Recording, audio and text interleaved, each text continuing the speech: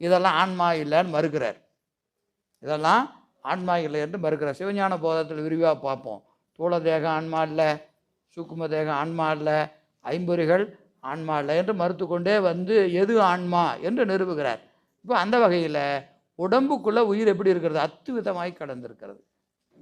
அத்துவிதமாய் கலந்திருக்குது. இப்போ இதயத்தில் இருக்குதுன்னு சொல்லலாமா? ஏன்னா இதயம் நின்னா என்ன ஆகுது? உயிர் போயிடுது. அதனால் ஆன்மா எங்கே இருக்குது? இதயத்தில் இருக்குதுன்னு சொல்லிக்கலாமா? அப்படின்னா தலையில் அடிபட்டால் செத்து போகிறோம் இல்லையா? அப்போ எங்கே இருக்கிறான்னு அர்த்தம்? தலையில் ஆன்மா இருக்குதுன்னு வச்சுக்கலாமா? அப்படின்னு சொன்னால் இதயம் இல்லைனாலும் செத்து போகிறோம். அப்போ இதயமும் ஆன்மாவில் இருக்கா அப்படின்னு கேட்டால் கல்லீரல் ஒர்க் ஆகலைன்னா செத்து போகிறோம். எங்கேயா இருக்கிறா அப்படின்னா உடம்பெங்கும் ஆன்மா எப்படி இருக்கிறது?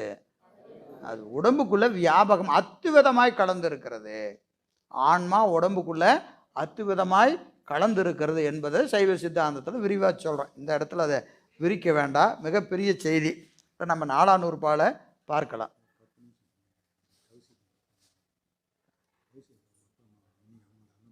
சரிங்க சரிங்க.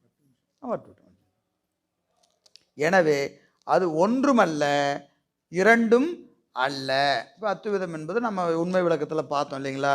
சங்கரர் சொன்னது, மாத்துவர் சொன்னது, ராமானுஜர் சொன்னது இல்லையா? ஒன்றாலும் ஒன்றாது. ஒன்று என்பது அவங்க என்ன சொன்னாங்க? பொன்னும் மடியும் போல சொன்னாங்களா இல்லையா? நாம் என்ன சொன்னோம்?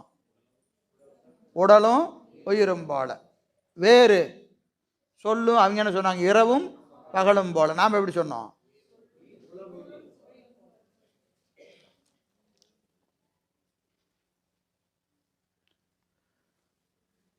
உடனாய் சொல்லும் பொருளும் போல. நம்ம சொன்னது சொல்லும் பொருளும் போல. எனவே அவர்கள் சொன்ன ஒன்றாய் வேறாய் உடனாய் என்பதை மறுத்து நாம் என்ன செய்கிறோம்?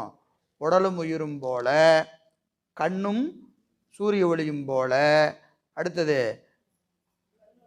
கண்ணொளியும் ஆன்ம ஒளியும் போல, கண்ணொளியும் ஆன்ம ஒளியும் போல என்று மூன்றாக சொல்லி மறுக்கிறோம். அதுக்குள்ளே போக வேண்டாம், ஏற்கனவே நடத்தின செய்தி தான்.